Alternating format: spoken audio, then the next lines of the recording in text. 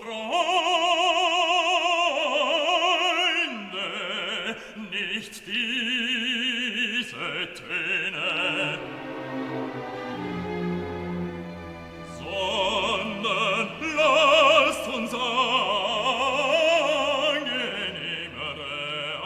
anstimmen. Und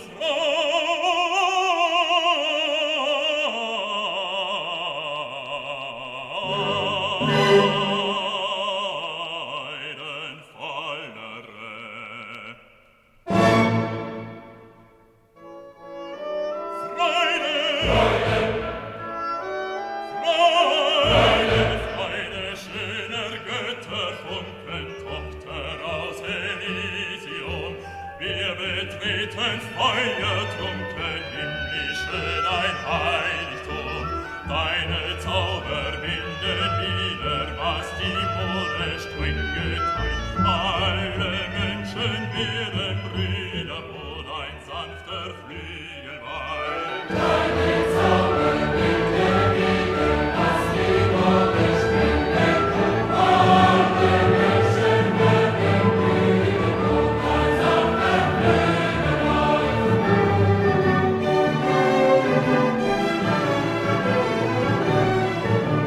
wie der große Wurf gelungen, eines Freundes Freund zu sein, der ein holdes Weib errungen, mische seinen Jubelei, der auch eine Seele seinen Tod begehren rund, und wir stiegen von der Stille, weinen sich aus diesem Bund.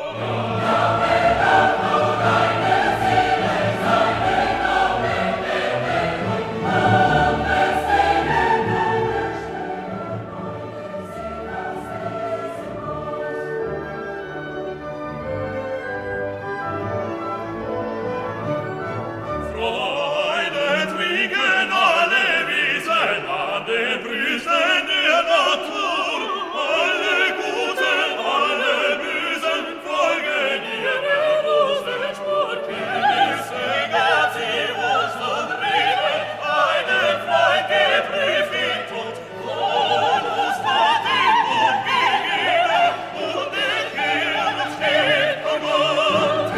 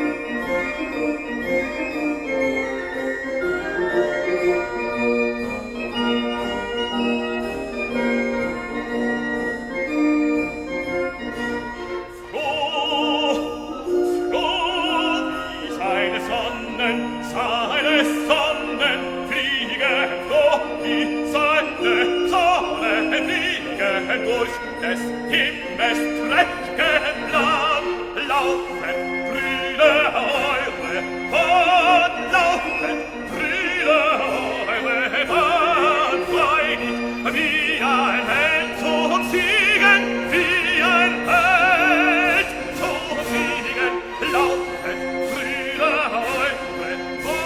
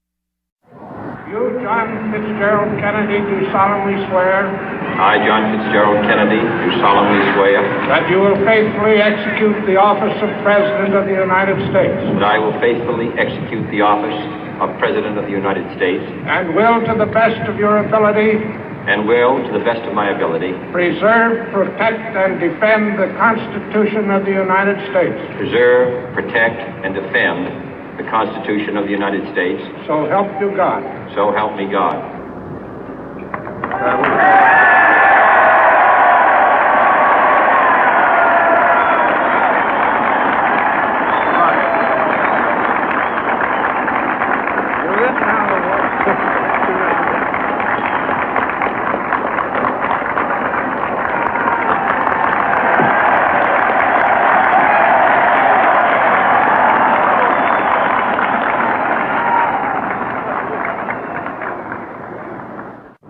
Vice President Johnson, Mr. Speaker, Mr. Chief Justice, President Eisenhower, Vice President Nixon, President Truman, Reverend clergy, fellow citizens. We observe today not a victory of party, but a celebration of freedom, symbolizing an end as well as a beginning, signifying renewal as well as change.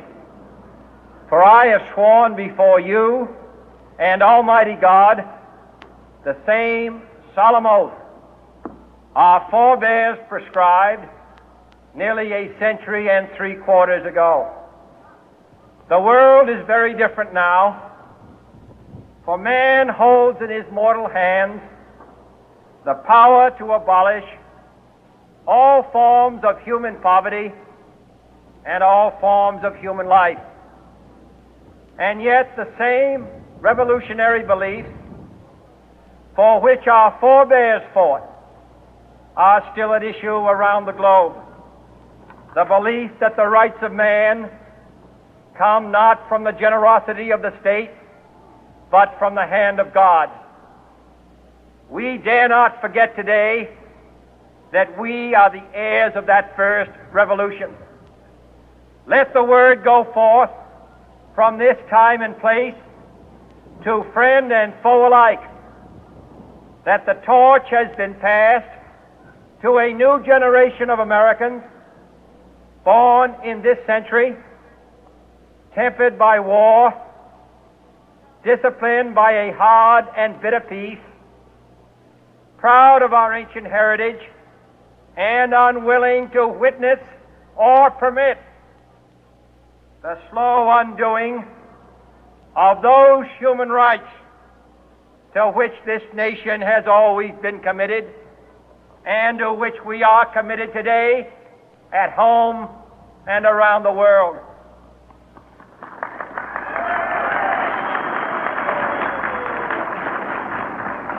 Let every nation know, whether it wishes us well or ill, that we shall pay any price, bear any burden, meet any hardship, support any friend, oppose any foe to assure the survival and the success of liberty.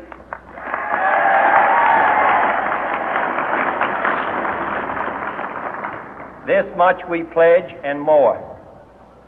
To those old allies whose cultural and spiritual origins we share, we pledge the loyalty of faithful friends. United, there is little we cannot do in a host of cooperative ventures. Divided, there is little we can do, for we dare not meet a powerful challenge at odds and split asunder.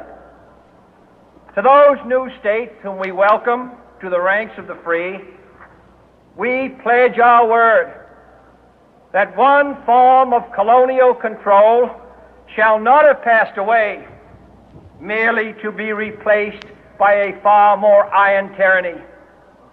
We shall not always expect to find them supporting our view, but we shall always hope to find them strongly supporting their own freedom, and to remember that in the past, those who foolishly sought power by riding the back of the tiger ended up inside.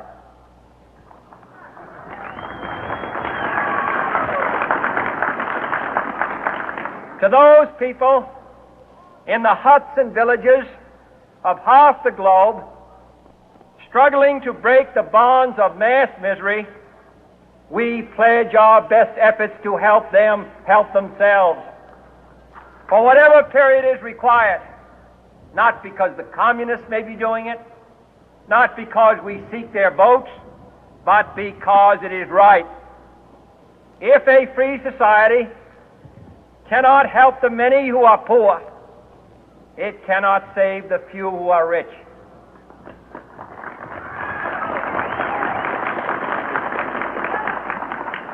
To our sister republics south of our border, we offer a special pledge to convert our good words into good deeds, in a new alliance for progress, to assist free men and free governments in casting off the chains of poverty.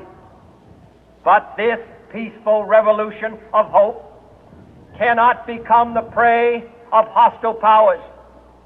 Let all our neighbors know that we shall join with them to oppose aggression or subversion anywhere in the Americas.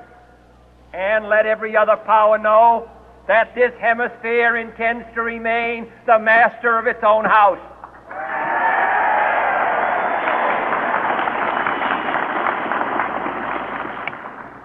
To that World Assembly of Sovereign States, the United Nations, our last best hope, in an age where the instruments of war have far outpaced the instruments of peace, we renew our pledge of support to prevent it from becoming merely a forum for invective, to strengthen its shield of the new and the weak, and to enlarge the area in which its writ may run.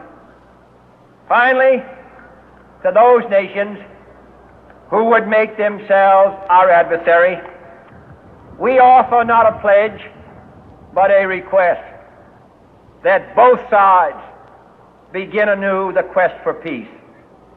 Before the dark powers of destruction, unleashed by science, engulf all humanity in planned or accidental self-destruction, we dare not tempt them with weakness, for only when our arms are sufficient beyond doubt can we be certain beyond doubt that they will never be employed. But neither can two great and powerful groups of nations take comfort from our present course, both sides overburdened by the cost of modern weapons, both rightly alarmed by the steady spread of the deadly atom, yet both racing to alter that uncertain balance of terror that stays the hand of mankind's final war. So let us begin anew, remembering on both sides that civility is not a sign of weakness, and sincerity is always subject to proof. Let us never negotiate out of fear, but let us never fear to negotiate.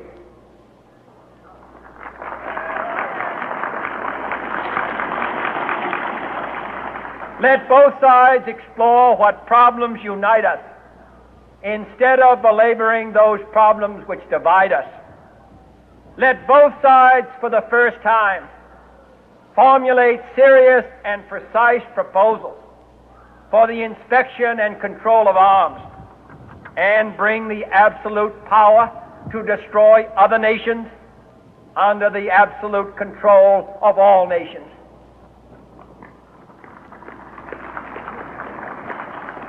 Let both sides seek to invoke the wonders of science instead of its terrors. Together let us explore the stars, conquer the deserts, eradicate disease, tap the ocean depth, and encourage the arts and commerce. Let both sides unite to heed in all corners of the earth the command of Isaiah to undo the heavy burden and let the oppressed go free. And if a beachhead of cooperation may push back the jungle of suspicion, let both sides join in creating a new endeavor, not a new balance of power, but a new world of law, where the strong are just and the weak secure and the peace preserved. All this will not be finished in the first 100 days, nor will it be finished in the first 1,000 days, nor in the life of this administration, nor even perhaps in our lifetime on this planet. But let us begin.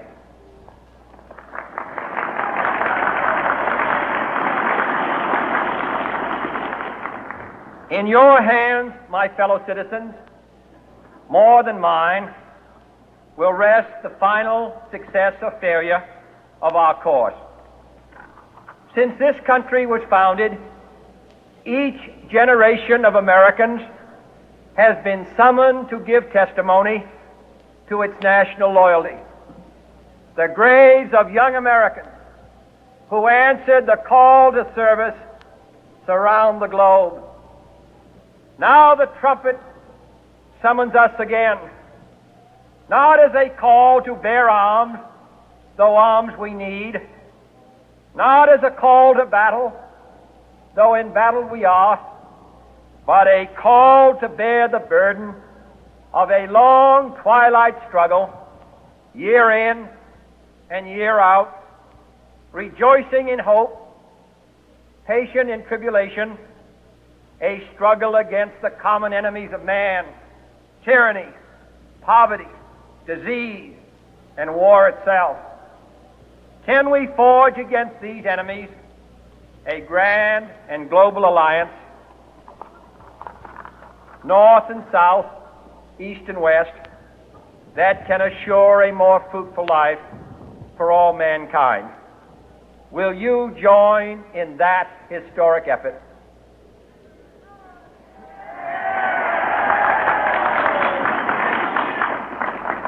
In the long history of the world, only a few generations have been granted the role of defending freedom in its hour of maximum danger.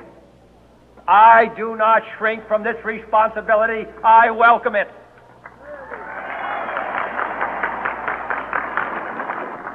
I do not believe that any of us would exchange places with any other people or any other generation. The energy, the faith, the devotion which we bring to this endeavor will light our country and all who serve it. And the glow from that fire can truly light the world. And so, my fellow Americans, ask not what your country can do for you. Ask what you can do for your country.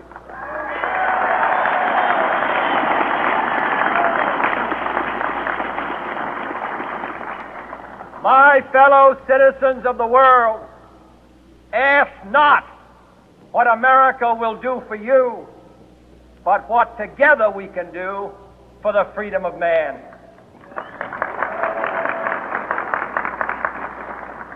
Finally, whether you are citizens of America or citizens of the world, ask of us here the same high standards of strength and sacrifice which we ask of you. With a good conscience, our only sure reward, with history the final judge of our deeds, let us go forth to lead the land we love, asking His blessing and His help, but knowing that here on earth God's work must truly be our own.